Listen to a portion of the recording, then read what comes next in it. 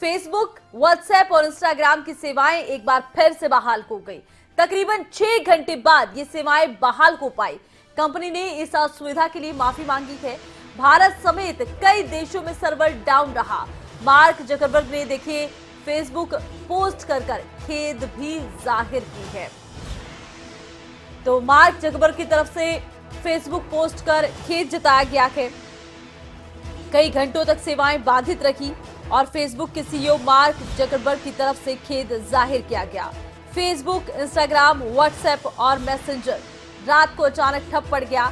अचानक ही सेवाएं बाधित हो गई और एक के बाद एक कई देशों से यही खबर सामने आई कि सर्वर डाउन होने की वजह से अब ये ऐप नहीं चल पा रही है।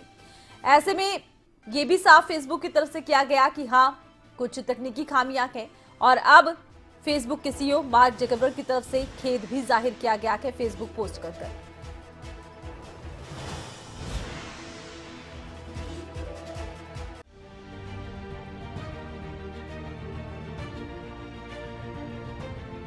फेसबुक, इसके मैसेजिंग प्लेटफॉर्म व्हाट्सएप और फोटो शेयरिंग ऐप इंस्टाग्राम ने एक बार फिर से काम करना शुरू कर दिया है। कई घंटों तक बंद रहने के बाद एक बार फिर से ऐप्स काम करने लगी। सर्वर डाउन होने के चलते दुनिया भर के लोग काफी प्रभावित हुए।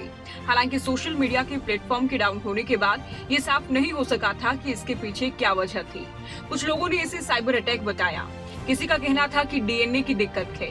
वहीं कंपनी ने बयान जारी किया और कहा कि इसे ठीक करने की कोशिश जारी है। कंपनी ने कई घंटों तक सर्विस ठप होने पर लोगों को होने वाली परेशानी के लिए माफी मांगी। अपने उपभोक्ताओं को इतनी देर ऐप के वापस आने का इंतजार करने के लिए धन्यवाद भी कहा। हालांकि अब तक ये बताया नहीं गया कि आउटेज का कारण क्या हो सकता है।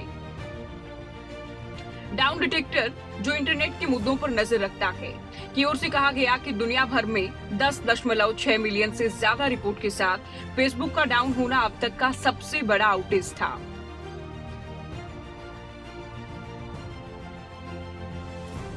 सोशल मीडिया प्लेटफॉर्म के सीईओ मार्क जुकरबर्ग ने खेद प्रकट किया है और कहा कि फेसबुक, व्हाट्सएप, इंस्टाग्राम एक बार फिर से ऑनलाइन हो गए हैं। व्यवधान के लिए खेद है।